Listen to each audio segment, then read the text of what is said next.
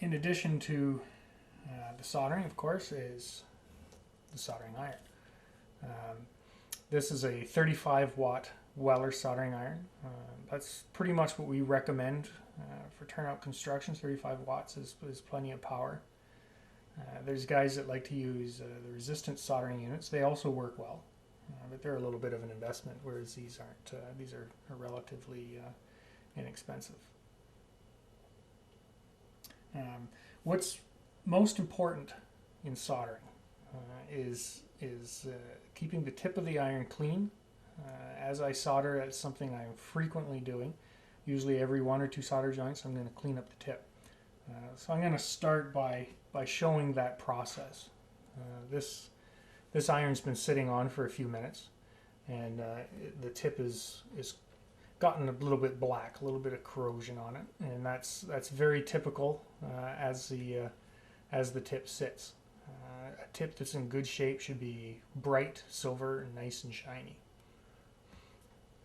So to clean the tip, what I like to do, I use these brushes. These are these dollar store brushes. You can get them just about anywhere. They're disposable. This one's the stainless steel version, fairly stiff bristle.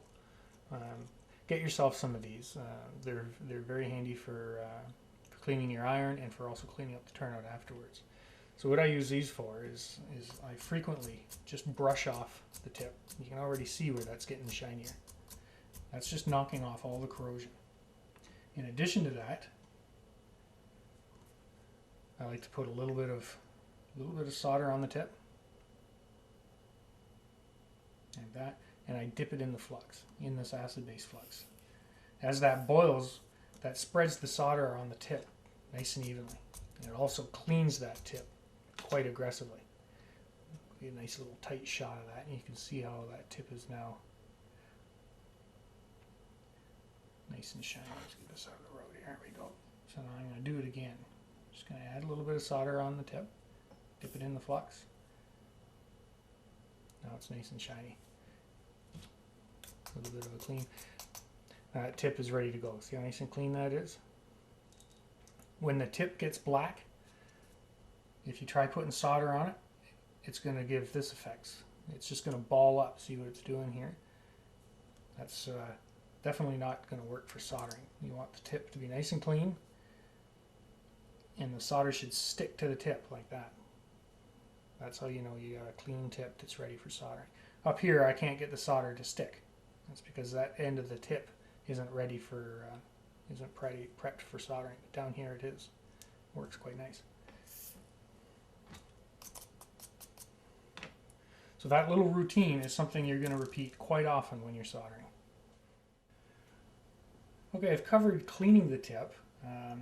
What I want to explain a little bit more detail is what to do when the tip is no longer useful. The tips do wear out. They have a lifespan, and when you can't, when you try as hard as you might, you cannot get that tip to tin. That is, to get the solder to stick to the tip when you're preparing it. It might be time for a new tip. These are available on our website as well. These are the tips that we recommend. This is the ST7 tip. It's a conical shaped tip, and it fits the irons that we sell on our site. The irons, the WP35 iron. So I'm just going to show you how to change the tip, because you can actually ruin your iron if you don't do it right, and I'll show you why. What I've got here is a cold iron. Yep. That I'm going to change the tip on. This tip is no good. So I'm going to pop this one out of the bag. Set that aside. So that's our new tip. I'm going to take this one off. What holds the tip on is this little ring on here. When you remove the tip, make sure you hold it here, not here.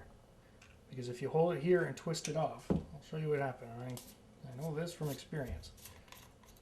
This whole end is actually held in place by 3 little pins inside the iron. Like that. If you're holding the iron here and twisting up here, you can actually twist those pins right off. You'll ruin your iron. So when you want to change the tip, make sure you're holding up here on the shank, and get a pair of pliers, because these sometimes can get quite stiff. After a while, from all the heating and cooling, they actually tighten themselves up pretty good. just take this ring off, pop the old tip out, discard that, put the new tip in, screw the ring in place.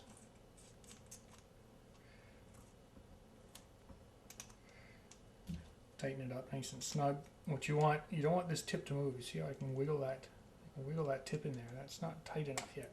Get it down in there, so now I can't wiggle that tip. So that tip's been replaced and it's ready to go. When you plug in your iron, get it hot, right away you're going to want to in the acid and make sure you tin that tip.